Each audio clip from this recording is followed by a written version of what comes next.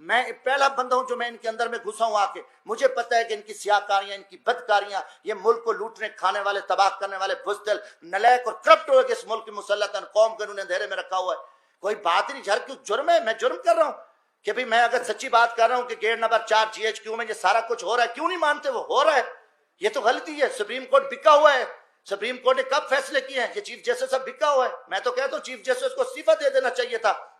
میں مطالبہ کرتا ہوں کہ یہ جو آپ نے ابھی فیصلے دیے ہیں، آپ کو کوئی حق نہیں ہے، قوم نے آپ کو فیصلے کو نہیں مانا کہ رات کو آپ 12 بجے بیٹھے ہو، آپ اتوار والے دن بیٹھے ہو اور آپ کو نہیں آ رہا قوم کے ساتھ کیا ہو رہا ہے. آپ کو پتا تھا پری پلان آپ نے یہ سارا کچھ کیا ہوا تھا؟ نہیں جی، مارشل لا لگ رہی تھی، ہم اس لیے بیٹھے. سبحان اللہ، آپ نے اپنے گھر کے آپ کے ججوں کو نہیں بخشا، آپ مارشل کو روکنے کے لیے بیٹھے. جب مارشل پہلے آپ کے کسی جج نے روکی تھی، سارے اب بکاؤ بیٹھے ہو. پھر ان بکاؤں کو تو بے نقاب کریں گے یار، کچھ بھی ہو جائے. ہم بھگتے ہیں، بھگت رہے ہیں. میں کس دور میں نے نہیں بھگتا ہے، سچ کہنے کی مجھے سزا ملی ہے. کس دور میں یار ہمیں اتنا ذبح ہو جائے، ہم اتنے گر جائیں کہ ہم اس ملک کی بات نہ کریں. ان کی ساری دولت باہر پڑی ہے، ان جنرلوں کی جو دولت پڑی ہے، ان ججز کی پڑی ہے، بیوروکریسی کی، سیاستدانوں کی پڑی ہے، اور یہ نکل جائیں گے. ملک میرا تیرا آپ کے ہم ذلیل ہو جائیں گے. اب ہم ادھر کرتے ہیں، وہ کہانی کرتے ہیں، ٹوٹل آ کے قوم کے سامنے جھوٹ بولتے ہیں اور اتنی یہ بغیرتی کریں ہم ڈر جائیں کہ موت تو آئے نہیں. جب لوہے کے کوٹ میں بیٹھے رہو، موت آئے گی، موت پکڑے گی آ کے، اللہ کا حکم غالب رہے گا. 3.5 سال بعد یہ سارے مجرم پاک ہو گئے، ساری چیزیں ختم ہو گئی. اچانک مکمکا ہوتا ہے، اچانک سودے بازی ہوتی ہے، اچانک عدم اعتماد آ جاتا ہے، اور وہ سارے چور لٹیرے جو افواج پاکستان کے خلاف گالیاں دینے والے، قومی راز دینے والے، پاکستان کو لوٹنے والے، وہ گینگز آ کے وہ وزیر اعظم بھی بن جاتا ہے شہباز شریف، اس کی پوری ٹیم بھی آ جاتی ہے، اب نواز شریف بھی پاک ہے. یہ قوم کے ساتھ آپ مذاق چھوڑ دو. کم از کم میں پاکستانی ہوں، جمشید دستی کا جینا مرنا یہ ملک ہے، میں مزدور آدمی ہوں، نہ میرے اثاثے ہیں، نہ میری کوئی لوٹ مار ہے، نہ میری کرپشن ہے. میں پاکستان کی عزت کے لیے، اس ملک کی بقا کے لیے میں بولوں گا، چاہے وہ کوئی جرنل ہو، فوجی، چاہے وہ عدلیہ کا چیف جسٹس ہو، چاہے وہ کوئی سیاستدان ہو. یہ ہمارے اوپر ایمانی ذمہ داری ہے، اللہ کا حکم ہے کہ آپ سچی بات کو جو ہے نا آپ نہ چھپاؤ. تو یہ میں ضرور بات کروں گا. اب قوم سمجھ چکی ہے کہ کھیل کیا کھیلا جا رہا ہے. اب اس کا کوئی جواب دینے کو تیار ہے. جب آپ کل ان کو چور ڈاکو کہہ رہے تھے، آج ان کی وضاحتیں کر رہے ہو. وہی جسٹس جو آج ماشاءاللہ ہمارے چیف جسٹس عمر عطا بندیال صاحب کل انہی بینچوں میں ان کو سزائیں دے رہے تھے، انہی کو مجرم ڈکلیئر کر رہے تھے، انہی کے اوپر حکم چل رہے تھے. آج وہی چیف جسٹس رات کو بیٹھتے ہیں اور ان کو پاک کر کے، کلیئر کر کے اور سارا کچھ کر کے کہتے ہیں جی صاف ہیں. اب یہ چیز نہیں چلے گی. پہلی بات ہے کہ دیکھیں، ہم غریب طبقے کے لوگ ہیں، ہم لاشیں اٹھا رہے ہیں، ہم لوگوں کی خدمت کر رہے ہیں. میں وہاں بھیک مانگ کے غریب مزدوروں کے بچوں کے لیے، جہاں عورتوں کو ذبح کیا جاتا تھا، جہاں جگیرداروں کے ڈیرے پہ غریبوں پہ کتے چھوڑے جاتے تھے، وہاں ایک میں شخص نے جدوجہد کر کے ہم محنت کر رہے ہیں، لاشیں اٹھا رہے ہیں، دریاؤں میں کھڑے ہیں، ہم سراؤں میں بیٹھے ہیں، ہم محنت کر رہے ہیں. اب ہم سے لوگ پوچھتے ہیں کہ بھائی آپ کی کسی GHQ سے دوستی ہے؟ آپ پاگل ہو؟ آپ GHQ سے دوستی ہے تو آپ آ سکتے ہو، ورنہ یہاں آپ کی جو عوامی خدمات ہے وہ نہیں ہو سکتی. یہ لوگ اب عام آدمی بھی ہمیں چراوا بھی کہتا ہے. میں کہ ہم تو یار عام غریب لوگ ہیں، ہم تو غریبوں کے جوتے اٹھا سکتے ہیں، ہم کسی جنرل کے جوتے نہیں اٹھا سکتے. وہ بڑے جوتے ہیں، وہ بڑے لوگ جوتے اٹھا سکتے ہیں. جمشید دستی کیا کر سکتا ہے؟ آج آپ نے سیاست کو تباہ کر کے رکھ دیا. آج وہ پیپلز پارٹی، وہ بھٹو کا نظریہ تھا، آج آصف زرداری اسٹیبلشمنٹ کے آگے لیٹا ہوا ہے.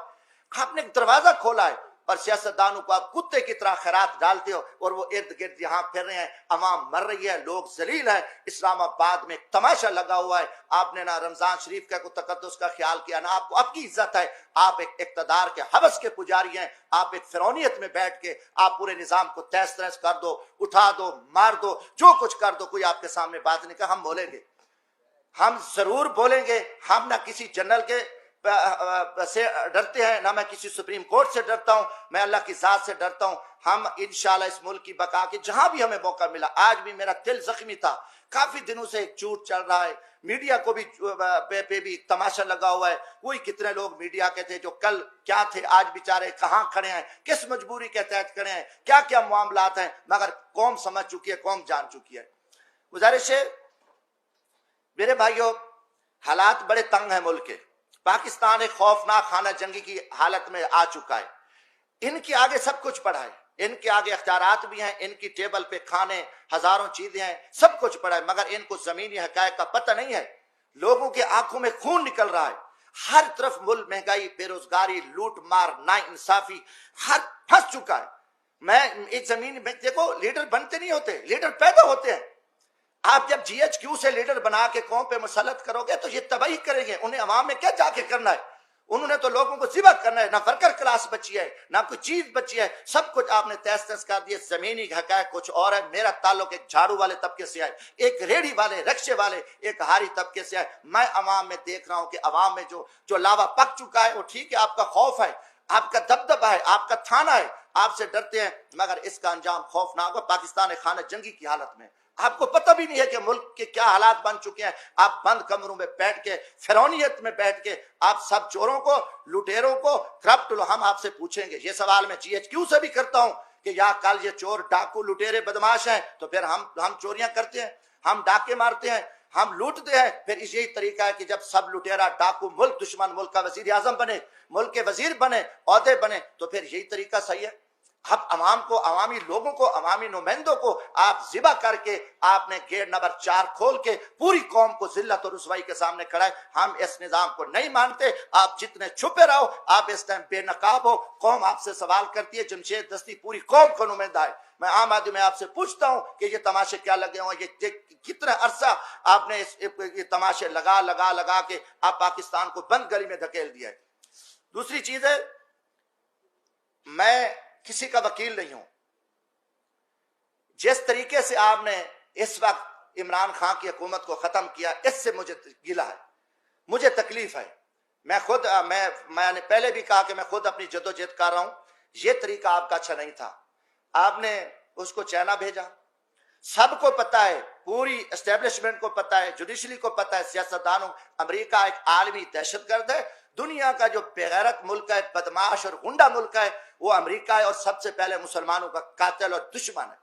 लाखों करोड़ों बल्कि मुसलमानों का ये कातिल है। आप देखें इराक में जो तबाही फैली, शाम में फैली, फलस्तीन इसराइल के पीछे, इंडिया के पीछे, कश्मीर, अफगानिस्तान, पाकिस्तान में 80-90 हजार लोग हमारे शहीद हो गए। आज भी हमारे जितने फौजी जवान, FC के जवान शहीद हो रहे हैं। इसके पीछे अमेरिका, अमेरिकी दहशतगर्द है, और वही अमेरिकी जो दहशतगर्द है इस टाइम वो अमेरिका, इस पाकिस्तान की काबीना में आ गए और वो पहुंच गए यहाँ पे।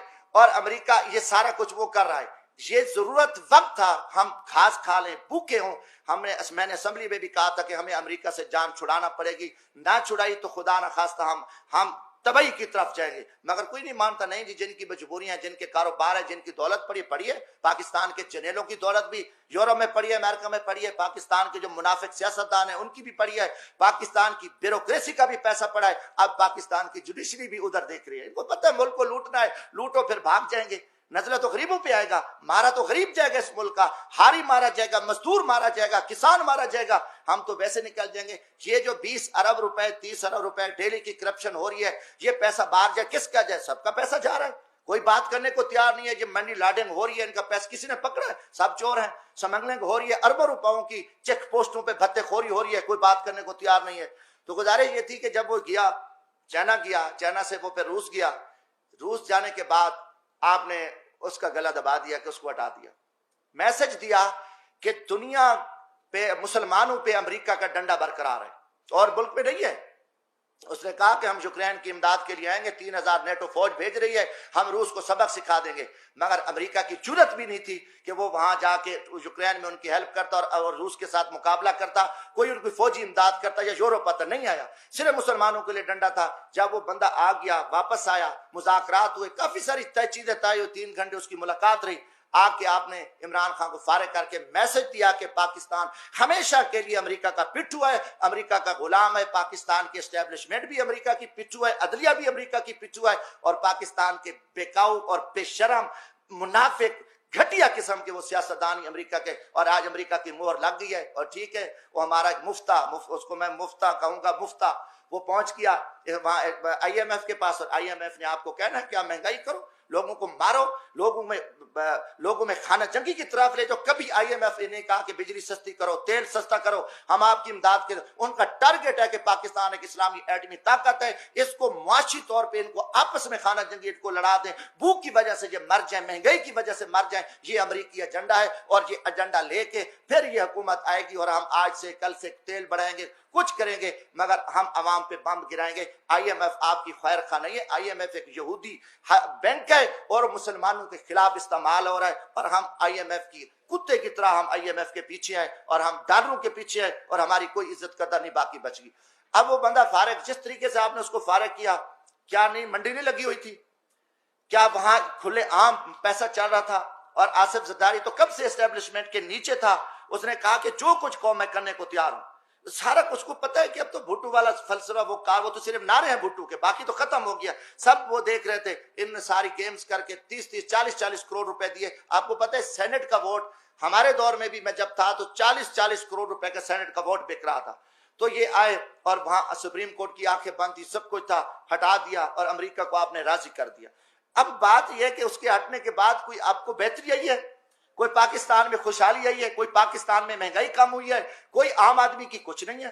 وہی آئیں گے, نہیں جی بس ٹھیک ہم آ گئے ہیں, اور ایک طاقتور طبقے نے بٹھایا.